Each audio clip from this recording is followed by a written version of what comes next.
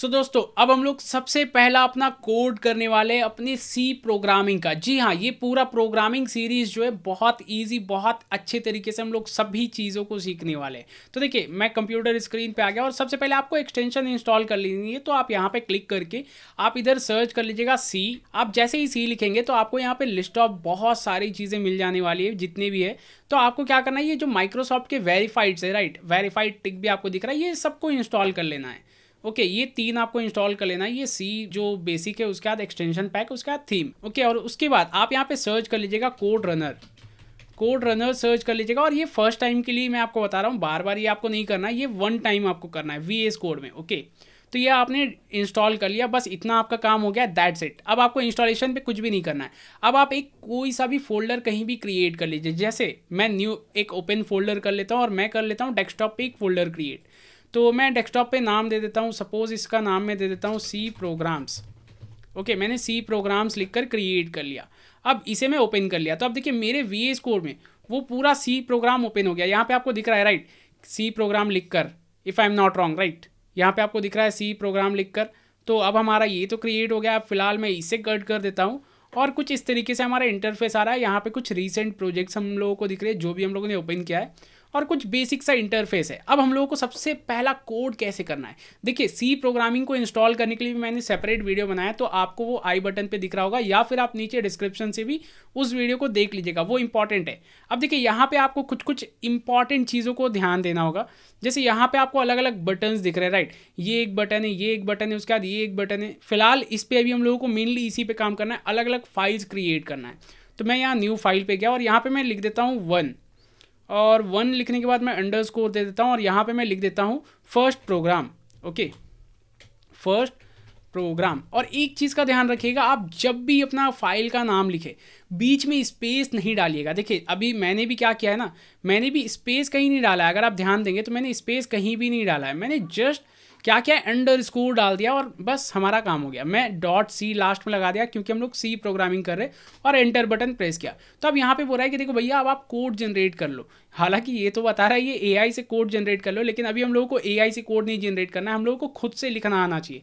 क्योंकि देखिए खुद से कोड लिखने आना बहुत ज़्यादा इंपॉर्टेंट है। तो मैं यहाँ फटाफट लिख देता हूँ हैज़ इंक्लूड, जैसे ये मैंने लिखा, उसके बाद stdio.h ये मैंने लिख दिया। ओके, अब ये क्या है, ये एक हेडर फॉर्मेट है। देखिए ये मैं आपको फर्स्ट टाइम के लिए इसलिए बता रहा हूँ ताकि आपका हर एक बेसिक कॉन्सेप्ट क्लियर हो। ये आपका हेडर फॉर्मेट हो गया, जिसमें हम लोगों का ये स्टैंडर्ड लाइब्रेरी है। ओके, और इस पे IO मतलब input output, standard input output, और .h मतलब होता है हेडर फाइल। ये एक्सटेंशन है, जैसे सी प्रोग्रामिंग का .c है राइट, वैसे ही हेडर फाइल के जो भी एक्सटेंशन होते हैं उसके .h कहते हैं। और ये इंक्लूड मतलब ऐड करना, मतलब वो मैं अपने कोड में ऐड कर रहा हूँ कि स्टैंडर्ड इनपुट आउटपुट की जो भी कोड्स है वो आप मेरे पास ला कर दे दो।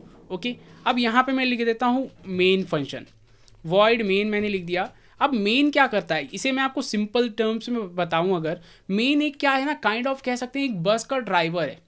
ओके, मतलब मान के चलिए आपने एक बस लिया है, तो अब बस लेने से तो आपका काम नहीं होता है ना, आपके पास उसके ड्राइवर भी होने चाहिए प्रॉपर। अगर वो ड्राइवर नहीं रहेगा तो फिर वो आपका बस चलेगा कैसे राइट। तो इसलिए मेन ज़रूरी है, ये मेन को आप कह सकते हैं ड्राइवर है। ओके, अब मेन के अंदर हम लोग कुछ भी काम कर सकते हैं, इसी से सब कुछ होगा। जैसे सपोज आपके मान के चलिए बस है और बस में सभी पैसेंजर्स बैठ चुके हैं, लेकिन अगर ड्राइवर ही नहीं है तो क्या वो पैसेंजर्स कहीं भी जा पाएंगे? नहीं जा पाएंगे राइट।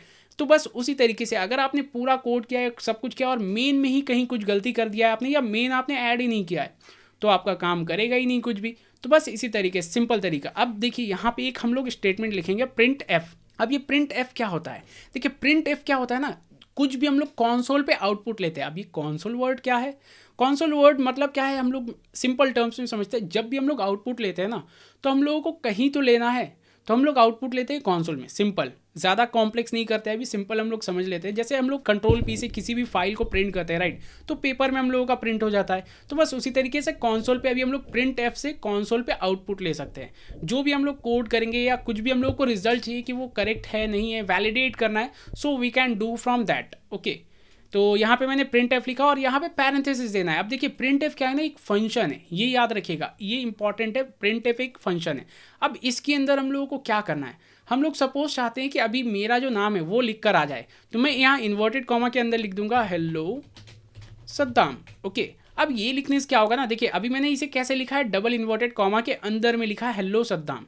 ये ध्यान दीजिएगा, ये बहुत इंपॉर्टेंट एस्पेक्ट है। अगर इसमें आपका गलती होगा तो काफ़ी सारा दिक्कत होने वाला है, मतलब आपको फिर समझ में नहीं आएगा कि इस पर चल क्या रहा है, कैसे काम कर रहा है, हर एक चीज़ें। तो ये बहुत ज़्यादा इंपॉर्टेंट है। तो अब देखिए यहाँ पे मैंने लिखा hello Saddam, okay now it's look great, कि चलो मेरा नाम तो आ जाएगा, लेकिन कैसे इसे एग्जीक्यूट कैसे करना है इस कोड को, ये भी तो हम लोगों को आना चाहिए, राइट। तो इसे एग्जीक्यूट करने के लिए हम लोगों को क्या करना है, सबसे पहले सेव करना है इस फाइल को।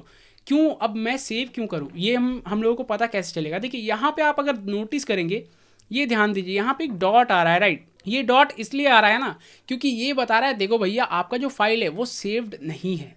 तो अब सेव करने के लिए आपको कंट्रोल एस, मैक में है तो कमांड एस, तो सिंपल कंट्रोल एस आप कर दीजिएगा तो आपका सेव हो गया फाइल। अब सेव होने के बाद आपको एग्जीक्यूट करना है। देखिए सेव कैसे हुआ, ये कैसे पता चल रहा है, अब देखिए वो डॉट आ ही नहीं रहा है, यहाँ पे जो पहले डॉट आ रहा था, राइट, अब वो डॉट नहीं आ रहा है। इट मीन्स हमारा फाइल सेव्ड हो गया है, परफेक्ट काम हो गया। अब यहाँ पे फाइल सेव हो गया है तो वेल एंड गुड है। अब हम लोगों को क्या करना है, अब हम लोगों को थोड़ा सा ध्यान देना है, यहाँ पे ये राइट साइड में, राइट, यहाँ पे एक ऐसा एरो है। अब एरो पे अगर मैं क्लिक करूंगा तो उसके बाद भी 3 फाइल्स के नाम आ रहे हैं, मतलब 3 नाम आ रहे हैं। डिबग का आ रहा है, उसके बाद रन कोड आ रहा है, उसके बाद रन C++ फाइल। तो देखिए यहाँ पे तो एक शॉर्टकट है, जो आप विंडोज़ में करेंगे तो कंट्रोल शिफ्ट एन होगा। यहाँ पे मुझे भी वही मिल रहा है, लेकिन मैक का मिल रहा है, तो फिलहाल मैं इसे रन कोड करूँगा, सेकेंड वाले ऑप्शन को। आपको भी यही करना है फिलहाल के लिए। और मैं इसे रन कोड किया, तो जैसे ही रन कोड किया अब ये बोल रहा है देखो भैया कुछ तो एरर दिया है। ठीक है, ये ऑब्वियसली एरर देगा, ये अभी हम लोग समझेंगे क्यों एरर दिया है। हालांकि वो एरर नहीं है, वो वार्निंग है। देखिए यहाँ पे ये कह रहा है ना वार्निंग है, कोई दिक्कत नहीं है, हमारा कोड जनरेट हो गया। अब ये वार्निंग क्या दे रहा है, ये बोल रहा है देखो भैया आपने वॉइड लिया है, और ये प्रेफरेबल नहीं होता है कि आप नल करें, क्योंकि कुछ ना कुछ तो प्रोग्राम आपका रिटर्न कर ही रहा है, राइट। तो आपको नल नहीं करना है, वॉइड मतलब होता है नल। तो नल को हटाकर हम लोगों ने इधर सिंपल लिख दिया रिटर्न, और यहाँ पे फिलहाल अभी हम लोगों ने लिख दिया 0। अब इसे मैंने इधर से क्लोज कर दिया, और क्लोज करके अगर मैं वापस से रीरन कर लूँ तो अब हमारा ओके, मैंने सेव नहीं किया। देखिए यहाँ पे एक छोटा सा मिस्टेक हुआ, वो फिर से सेम चीज़ आ रहा है। क्यों आया, क्योंकि हम लोगों ने कोड को अपना सेव करके रन नहीं किया था। तो मैं इसे क्लोज कर दिया और सेव कर लेता हूँ। यहाँ पे देखिए ऐसा आ रहा है, मैं इसे कंट्रोल एस कर लिया, सेव हो गया। अब मैं इसे रन कर लेता हूँ। अब जैसे ही रन किया अब हमारे पास कोई सा भी एरर नहीं आया, राइट। तो अब ये हमारा काफ़ी अच्छे तरीके से हो गया, मतलब हम लोगों को कोई भी ज़्यादा कॉन्फ्लिक्ट नहीं करना होगा, हमारा कोड एग्जीक्यूट हो गया। अब इसके अंदर हम लोग कुछ भी लिख देंगे वो हमारे कंसोल पे आउटपुट आएगा, और इसी तरीके से आपको भी अपना सबसे पहला प्रोग्राम करना है। अब इसके बाद हम लोग धीरे धीरे करके हर एक सी प्रोग्रामिंग के प्रोग्राम्स को करने वाले, जो काफ़ी इजी, काफ़ी बेहतर तरीके से करने वाले, हर एक चीज़ों को कॉन्सेप्ट वे में। तो आई होप आपको ये ट्यूटोरियल समझ में आया होगा और पसंद आया होगा।